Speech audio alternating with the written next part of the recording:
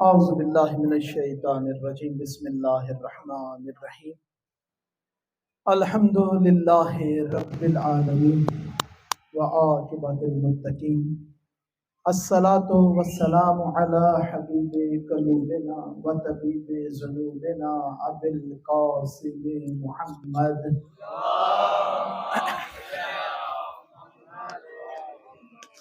وَأَهْلِ بَيْتِهِ الطَّيِّبِينَ الطَّاهِرِينَ الْمَعْصُومِينَ وَلَعْنَ اللَّهُ عَلَىٰ أَعْدَائِهِمْ أَجْمَعِينَ أَمَّا بَعْدُ فَقَدْ قَالَ رسول اللہ صلی اللہ علیہ وآلہ وسلم بسم اللہ الرحمن الرحیم حسین منی وأنا من الحسین صلوات۔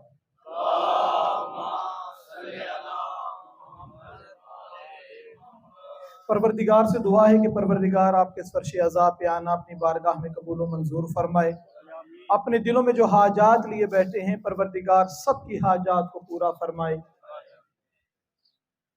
جتنے درس ماشاءاللہ بہترین آغا صاحب سے ہمیں سننے کو ملے ہیں، اگر ان 9 دنوں کی تقریر پر قبلہ صاحب کے اگر ہم عمل کر لیں تو یقیناً ہماری آخرت کے لیے کافی ہے۔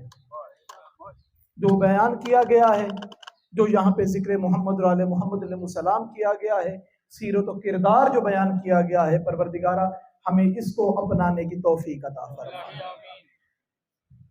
اپنے اپنے مرحومین کی بلندی درجات کے لیے اس قبرستان میں جتنے جناب امیر علیہ السلام کے ولایت کا دم بھرنے والے آرام کر رہے ہیں، ان سب کی بلندی درجات کے لیے، اپنی دعاؤں کی قبولیت کے لیے، اور ان مجالس کے حقیقی وارث امام زمانہ اجل اللہ تعالی فرج شریف کی جلد ظہور کے لیے بآواز بلند صلوات۔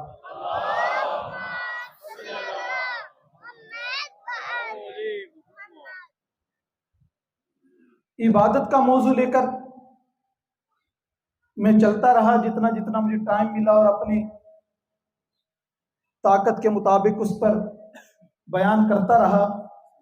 میں پہلے بھی گزارش کر چکا ہوں کہ انشاءاللہ جو دوسرا عشرہ شروع ہوگا مصری عبداللہ امام بارگاہ میں، وہاں پر بھی اسی موضوع کو میں آگے لے کر چلوں گا، اور ایک ہدف تک پہنچنے کی کوشش کریں گے کہ ہم بہترین نماز ادا کیسے کر سکتے ہیں۔ یہ آپ ماشاءاللہ تشریف لے کر آئیں گے تو ایک بہترین ماحول وہاں پہ بنے گا۔ صلوات پڑھیں محمد و آل محمد کا۔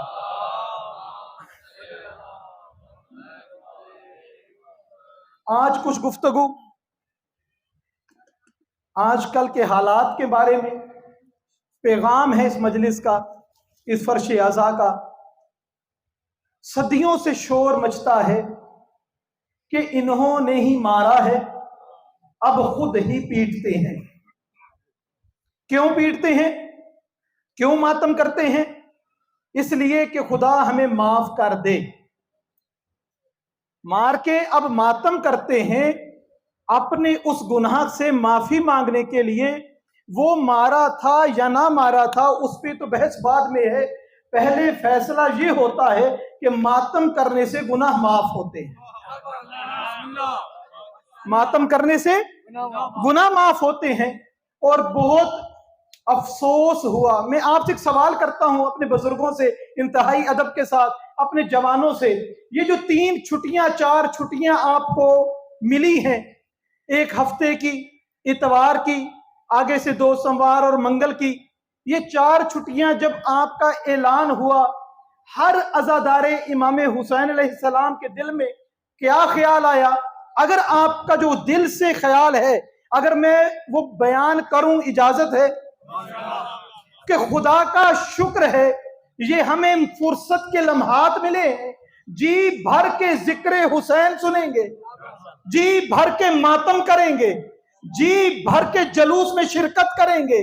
پتہ لگتا ہے مارنے والے وہ ہیں جو اس وقت مری میں 8000 گاڑیوں کے ساتھ پھنسے ہوئے ہیں۔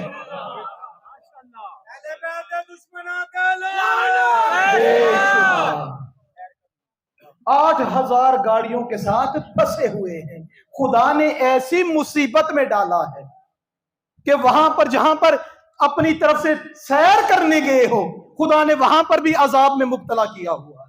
सलवात पढ़े मोहम्मद और आले मोहम्मद का। ये बताने की जरूरत नहीं कि मारा किसने था और गम कौन करता है। अभी से शुरू कर लेना टीवी को देखना। ये जब से छुट्टियों का ऐलान हुआ है, ये पता चल गया है कि सैर करने कौन जा रहे हैं और अज़ादारी में शिरकत के लिए कौन जा रहे हैं। ये बात तो कन्फर्म है कि कातिल कभी मकतूल का मातम नहीं करते। ये तो पक्की बात है ना। रोता वही है जिसका दुनिया से जाने वाला कुछ लगता है। जिसका जितना ज्यादा रिश्ता होगा वो उतना ज्यादा गमगीन होगा, उतना ज्यादा परेशान होगा, उतना ज्यादा गम मनाएगा। और जिसका कुछ नहीं लगता, मुझे तो समझ नहीं आती कि जब महशर के मैदान में परवरदिगार के सामने मुकदमा करबला पेश किया जाएगा और पूरे मैदान में या हुसैन होगा, उस वक्त ये मरी जाने वाले कहां जाएंगे? ये मरी जाने वाले मर जाएंगे। और वहां पर भी परवरदिगार ने इनके लिए एक ठिकाना रखा हुआ है। अगर महशर के मैदान में मुकदमा करबला जब पेश किया जाए और पूरे महशर में या हुसैन की सदाएं बुलंद हो और आपसे बर्दाश्त ना हो, तो वाहिद जगह है जहां पे जिक्र हुसैन नहीं होगा। जाओ जहन्नम में चले जाओ, वो जगह मिलेगी आपको वहां पर भी। यहां पर भी मरी में ईद करार दे दिया कत्ले हुसैन अलैहिस्सलाम के दिन को, शहादत इमाम हुसैन अलैहिस्सलाम के दिन को ईद करार दे दिया। मासूम फरमाते हैं कि जब से इन्होंने ईद करार दिया है ना, परवरदिगार ने ईदों से खुशियां उठा ली। गौर करना मेरा मोहतरम मजमा, सारा रमजान कितनी खुशी से गुजरता है। किसी की अफ्तारी कर रहे हैं, किसी को अफ्तारी पे बुला रहे हैं, रोजा रखा जा रहा है, बच्चों की रोजा कुशाई करवाई जा रही है। कुर्बानी जब आती है उससे पहले सारे अयाम बेहतरीन तरीके से मनाए जाते हैं। जैसे ही ईद का दिन आता है ना, मोमिन पे अफसुर्दगी तारी हो जाती है। और पूछा जाए ना दोस्तों से कि ईद कैसी गुजारी, कहते हैं यार सो के गुजारी, घर में ही रहे, कुछ नहीं किया, कोई मसरूफियत नहीं थी। ये इस दिन को इस तरीके से मनाया इसलिए जा रहा है कि इस दिन की खुशी को खुदा ने उठा लिया। ये तब खुशी होगी जब हमारे बारे में मौला व आका इमाम ज़माना अज्जलल्लाहु ताला फर्ज शरीफ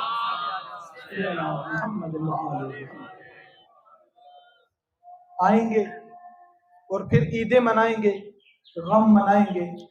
हकीकी मुमिन बनने के लिए, हकीकी अज़ादारे सय्यदुल शुहदा बनने के लिए हक बनता है कि ये जो पूरे साल के बाद परवरदिगार एक मुहर्रम का महीना अता करता है, ये बिल्कुल ऐसे ही है कि हम अपनी तरबियत करें, यहाँ पर बैठकर अपनी तरबियत करें, अपनी इस्लाह करें, अपने बच्चों की इस्लाह करें कि किस तरीके से हमने पूरा साल गुजारना है।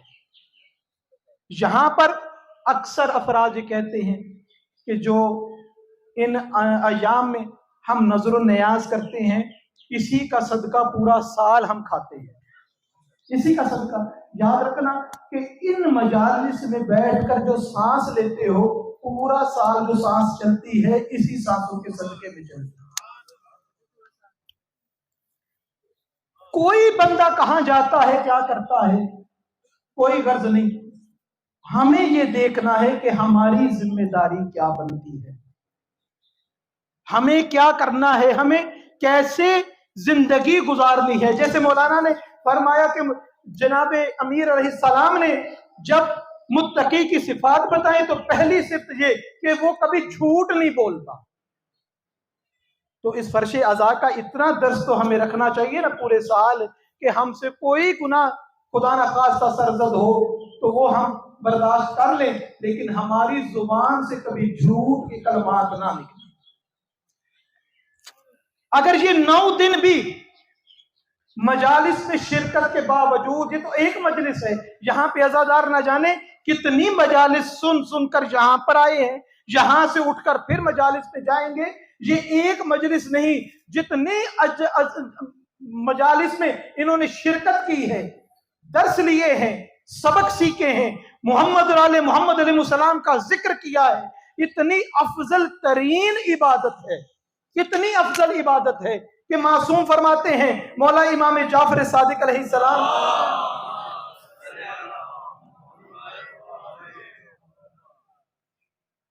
कोई भी फजाइल पढ़ता है तो नारे लगाए जाते हैं, नारे हैदरी लगाया जाता है।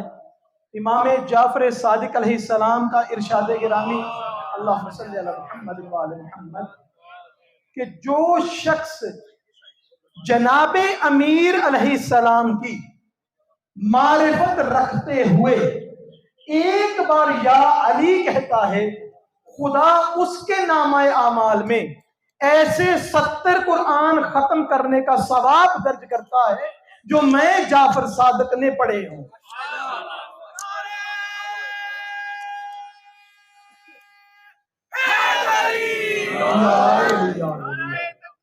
अल्लाह अकबर,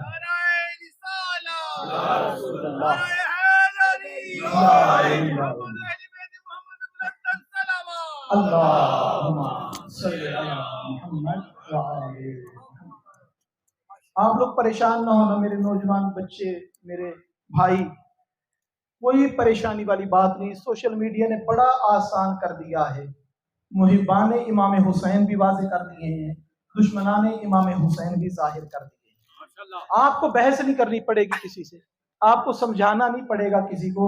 जब भी रात को कोई टीवी लगा के खबरें सुनेगा ना, उसको पता चल जाएगा कि मजलिस अज़ा और जुलूस में कौन शरीक था और मरी की ट्रैफिक में कौन फंसा हुआ, वो सब फैसला हो जाएगा। तो सिर्फ बेटा नौजवानों इस चीज पर गौर रखना कि मिशन इमाम हुसैन क्या था, मकसद इमाम हुसैन क्या था।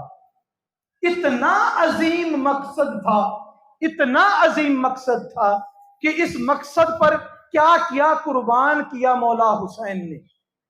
बस आखिरी जुमले, सलवात पढ़े मोहम्मद और आले मोहम्मद पर।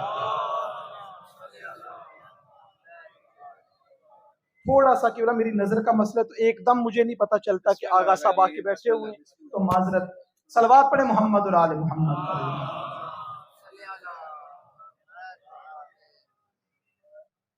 मुतालबा बैत का किया गया मौला हुसैन अलैहिस्सलाम से। मौला हुसैन अलैहिस्सलाम वहां पर कह कर आए कि इसके फैसले रात के अंधेरों में नहीं होते, सुबह बुलाना, मुतालबा करना और फिर देखना कि मैं बैत कैसे करता हूं और क्या मामलात होते हैं। तमाम बनी हाशिम जनाब इमाम हुसैन अलैहिस्सलाम के साथ थे।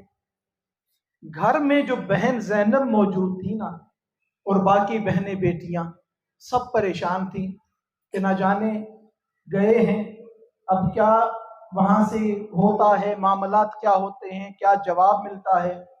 इमाम हुसैन अलैहिस्सलाम वापस आए, जनाब ज़ैनब सलामुल्लाह अलैहा ने इस्तकबाल किया, तमाम मामलात पूछे, कहा कि मुझसे मुतालबा किया गया है कि मैं यजीद की बैयत करूं। तो बहन ने पूछा, भैया आपने क्या कहा?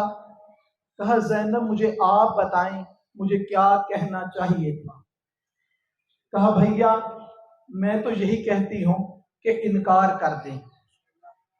कहा बहन ज़ैनब अगर इनकार करते हैं ना तो मदीना छोड़ना पड़ता है। कहा भैया इस इनकार पे मैं मदीना कुर्बान कर सकती हूँ।